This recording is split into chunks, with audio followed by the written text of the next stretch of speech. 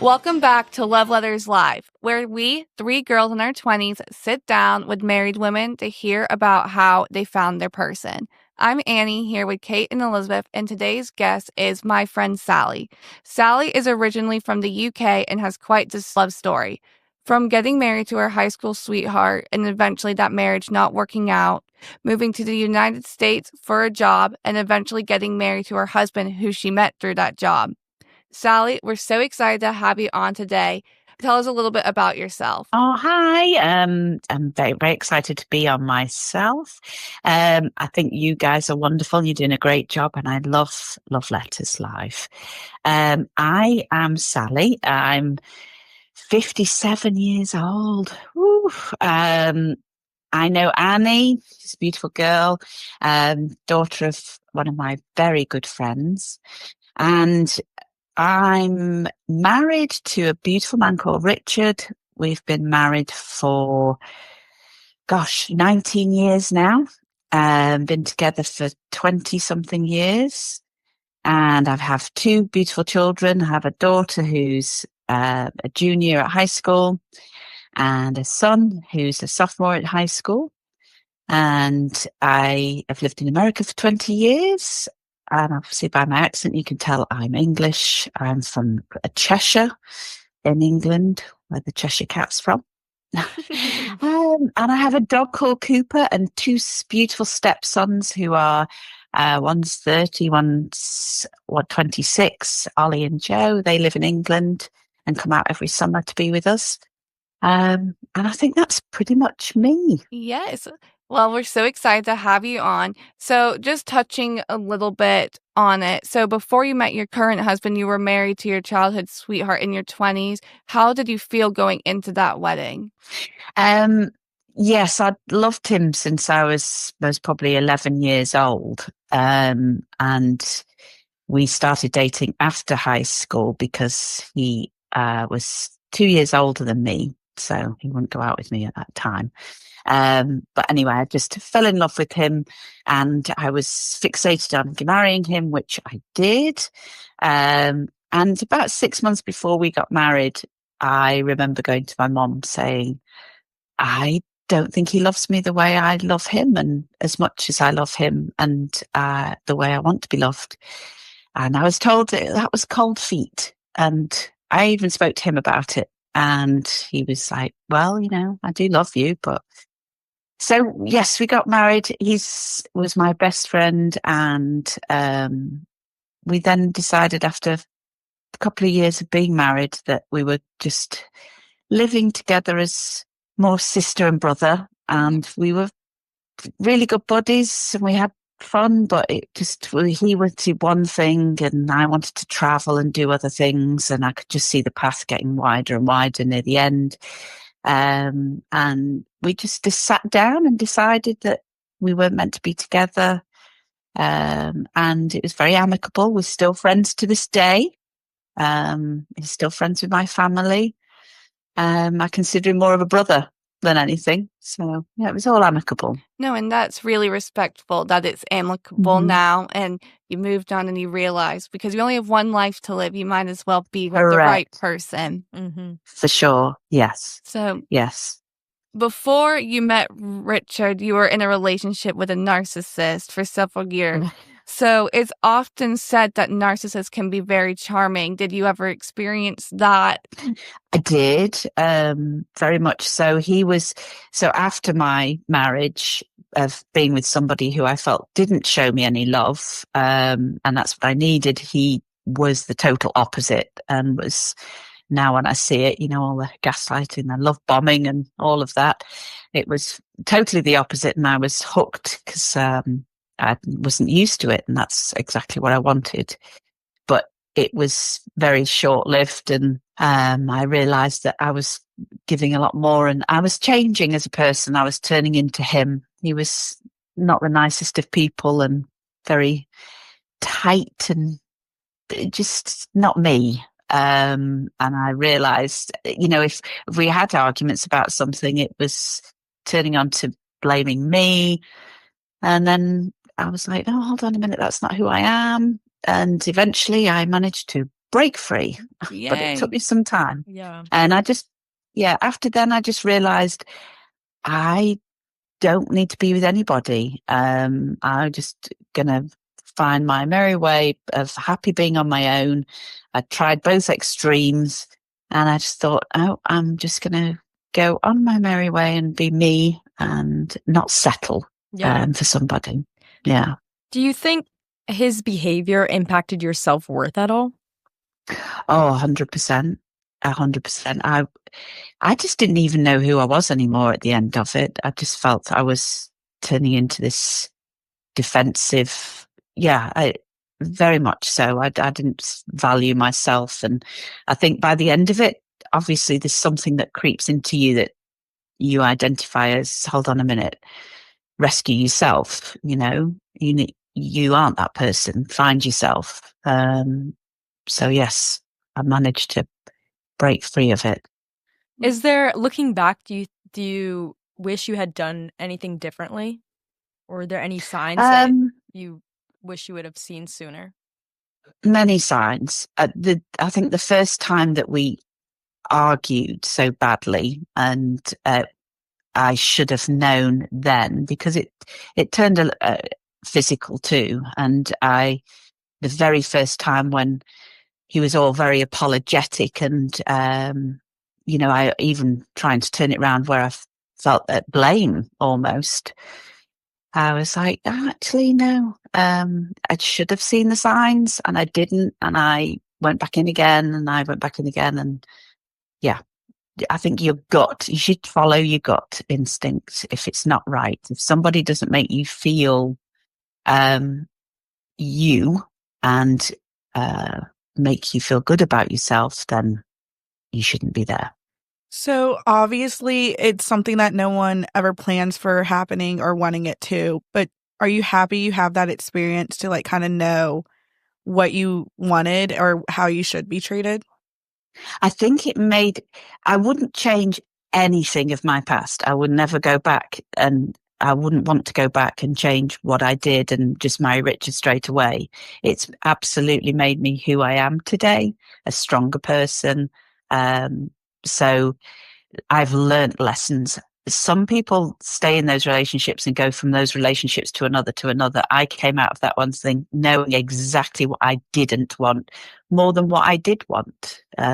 So it's funny. I thought, well, I don't want that. I don't want this. I don't want that. And so I had a good list of who would hit that, that criteria. So yeah, afterwards. Well, thank you for sharing that. And now let's get to the fun stuff. So you realize now that you've had these relationships, it's time to focus on your career. So it's actually a funny story and you applied for the wrong job. Tell us a little bit about that. Oh, yes, it was. So I was circling back in the day. We used to have find jobs through a local newspaper near Manchester, England. And they used to come out on a Thursday and all the list of jobs and used to look for them. And I had to circle them and write the phone numbers down and call them and make an interview. And I called this company and said, yeah, I'd like to apply for the job in the paper. I said, yes, please come in. So I went in and I sat there and a guy called Simon was interviewing me and he was talking about the job and he was saying sales and sales. And I thought, hold on a minute. I've applied for like a project manager's job or a software support job. And I looked at him and I said, hold on a minute. You keep talking about sales. This is not the job I'm thinking it is. I don't do sales. I can't do sales. So he was like, well, what do you think you've applied for? And I said, well, I do software support and training. So I thought it was that. And he went, no. And he went, hold on a second. Let me go and speak to my boss. So see if there's anything that we have currently. So he went off and brought back this man, and this man was looking at me and said, I believe you've got the wrong job, or you've come for the wrong interview. And I said, yeah, I don't do sales. he said, well, let me tell you a little bit about what we do. So he was talking about the company, and I was looking at him thinking, my gosh, she's gorgeous. But, I'm professional, very professional. So he was telling me about what he did and where they were going, and they were going to America and all of these exciting things. And at the end of it, I was thinking, gosh, yeah, I'll buy 3 of these.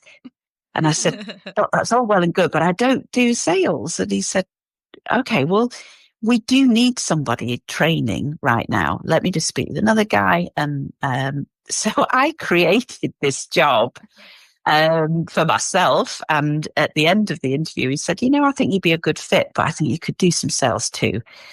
And I went, no, I don't do sales. And he said, well, the job's yours if you want it. And I went away and I got home and I was thinking, what the heck have I done? And I looked at the paper and I'd circled the wrong ad. The job I thought I was applying for was below it, and I called the wrong number. So I know it was pure fate that I met Richard, who was the boss. Killed my career, but my love life was amazing because of it. And we moved to America. I was working in England and he was working in America. And he was a really big mentor to me. We got on really well. He was like me in a guy. Yeah. I admired everything he did. I could see what he was doing and how hard he was working. He was fun, but he worked hard. He had good ethics. And I thought, yeah, we just got on really, really well as good friends and a mentor. And then I went out to America, and we started working in St. Louis. We worked there for a year. And then we moved to Charlotte, North Carolina. And it was me, Richard, and another English guy.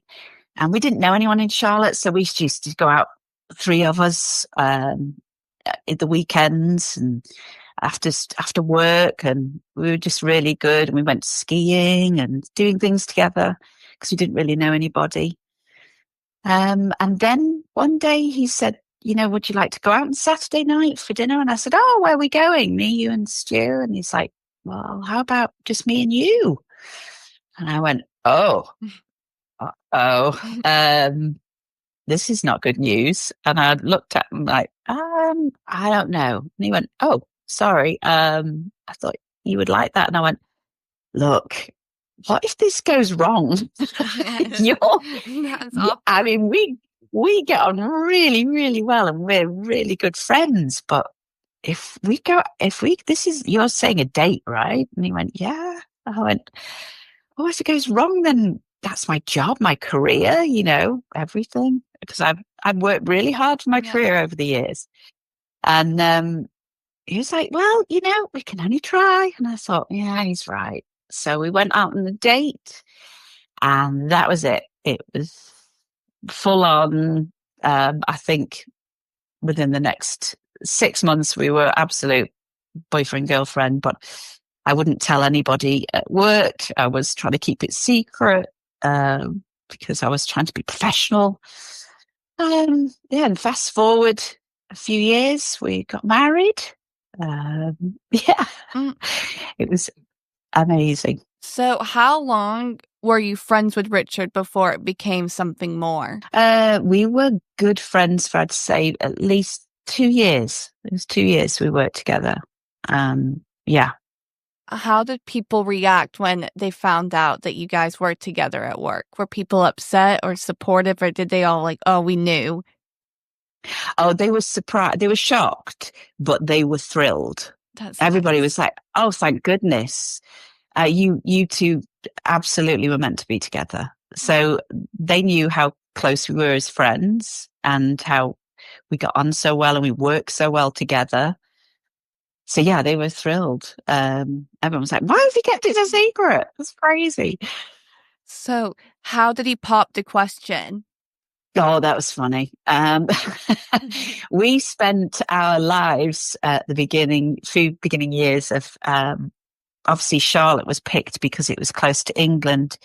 he'd been previously married and had 2 older boys. So he used to go back once every 5 weeks. And we also traveled the world with our company and America. And so we were always on a flight. I was flying to train people. So we spent our lifetime picking each other up from the airport. We used to get excited about that, dropping each other off.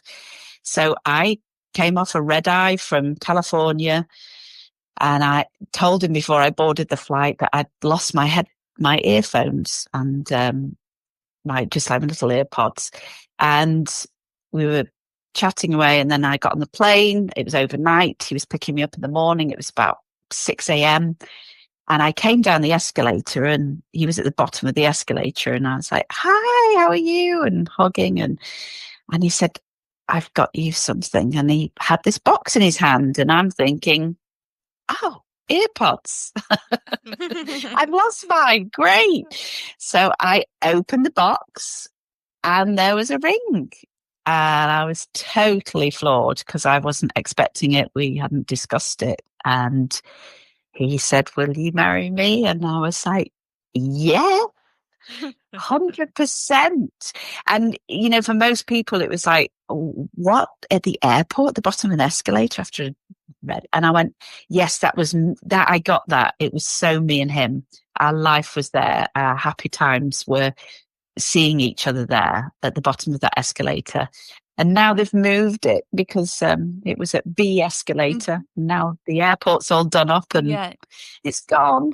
But I remember it very well. I will never forget it. And it was the most romantic and apt proposal for us.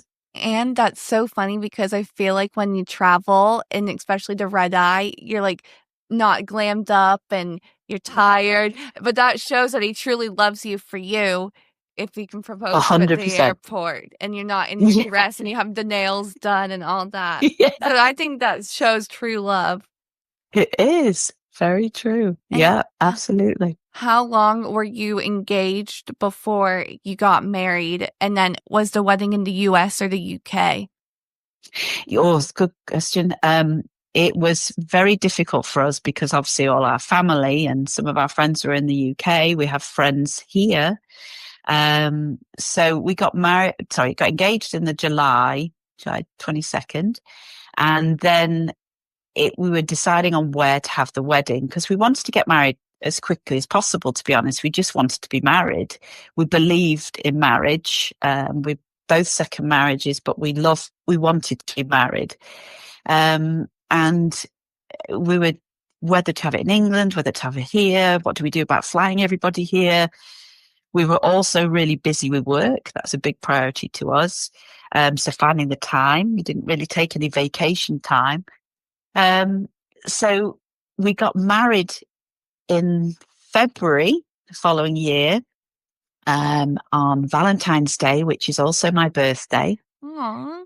And it was a case of, this is crazy because we were going, what do we do? What do we do? And every time we decide somewhere, we then go, oh, we can't, we've got to think of here. We didn't want to elope. So I pulled the trigger and I said, right, a week before Valentine's Day, I said, make sure you got your suit ready for next Wednesday.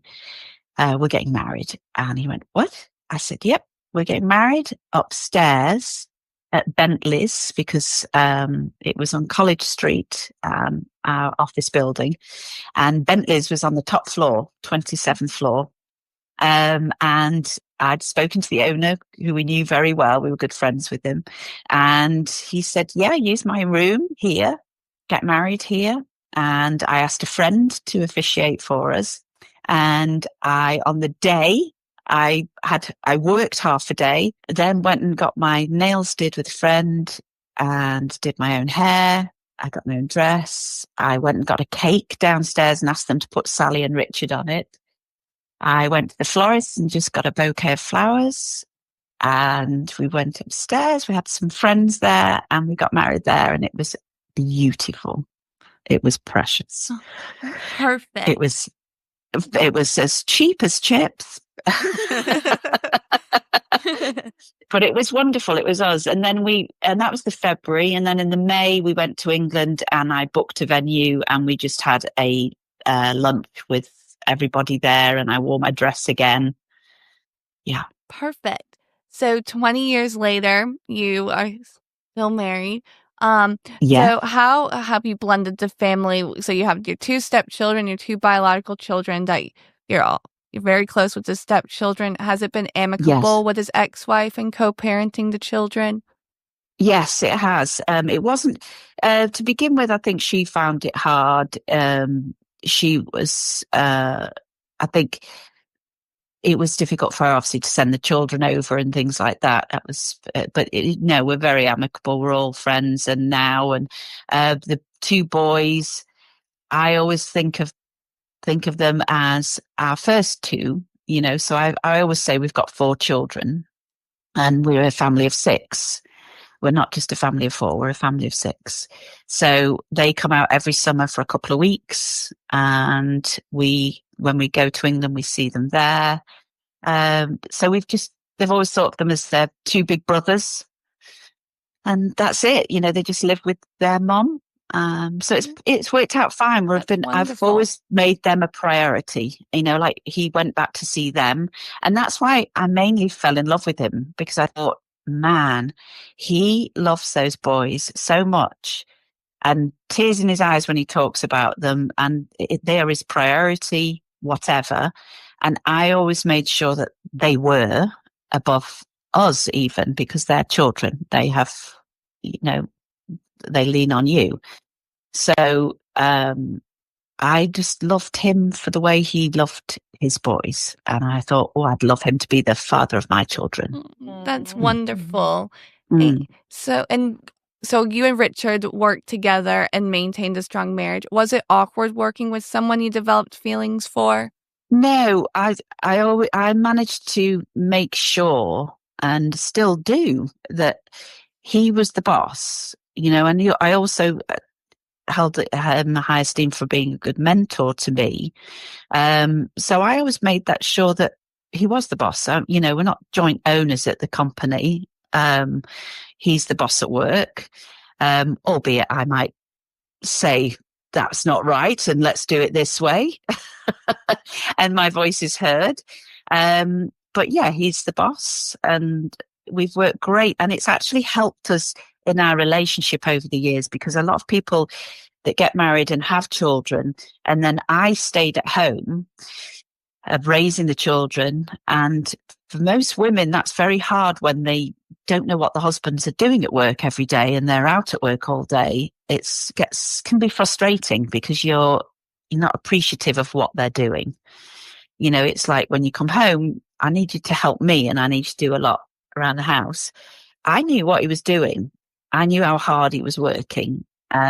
So when he did come home, I could appreciate that, and I knew he needed a bit of downtime or whatever he needed. And we worked as a team. So the teamwork from being at work bled into our family life too, which has been really useful and kept us strong. Wonderful. So at the end of every episode, we normally close on a advice from our guest. So what would you tell women in their 20s about recognizing unhealthy relationships? Oh, good question.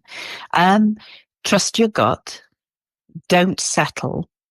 Do not settle for, and don't try and change somebody into something they are not. That is the biggest key, because when you see those little signs and those little flags of, I don't like when he does this, but in time he could change, or if we had a baby he'd change, or when we got married he'd change. They don't, and they won't, and they can't. That's who they are. There's one thing compromising about things, but there's another thing about trying to change somebody entirely. So just because he's great on 50% of the stuff, you think you can change him on the other 50%, you can't. So make sure you know that going into a relationship. So any little red flag, that's something you've got to. Somebody said something to me the other day, and I can't remember it now, and I wish I could, but it's how you want to be treated. You put that across to somebody, and if they will show you who they truly are, and if it upsets you in any way, how they treat you, then move on. It's not right for you. There's also one little trick that has worked for two of my friends that I've done it with, your list. So do you want to hear about it? Have you got time? Please tell us. Okay. All right. So when you are ready, and truly when you're ready to find the person, if you want to just date and have fun, that's one thing, having a giggle and a laugh. But if you want to seriously be with somebody, then it's a list. And you sit down on your own and you get a piece of paper and write up to 20 things that you want in your partner, whoever that might be. And whether it could be anything as trivial as blue eyes, or it could be something as deep as, I want them to be a long distance runner, or, just, it could be specific. It could be, I want them to be over 6 foot. I want them to have a good personality. I want them to be funny. I want all those things that are important to you as an individual. Fold that up, put it in your bedside drawer, or put it on your fridge, or wherever you want to keep it. And then in 6 months' time, you'll be able to pull that list out and check each one of those off. Interesting. And it's very interesting. And for those people that are with somebody and they're questioning whether I should be with this person or not, do that list separately of them, of what you want, and see if they check anything off that list. Because if they don't, then you're compromising and you're not with the person that you really need to be, because they are out there. That's great advice. No, and that's true. And if you're with someone and you have to write a pro and con list about if you should be with them, that's probably a sign that you shouldn't be with them. Yeah. That's great. Yeah. Just write down what you need, Yes. Yeah. Well, thank you so much for coming on today. Oh, thank you. It's been lovely talking to you. Yes. And where can people find you? Oh, I'm on Facebook. I think I'm on Instagram. I told the beer I don't use it very often, but just Sally Pickard on Facebook. You can always message me, and I'll speak to you that way. Yes. But yeah, I appreciate you, girls. Yeah, thank you. And follow us on Love Letters Live and listen to us wherever you get your podcasts. New episodes come out every Monday, and loveletterslive.org is our website, and we post blog posts on there. Thank you so much for listening. We love you.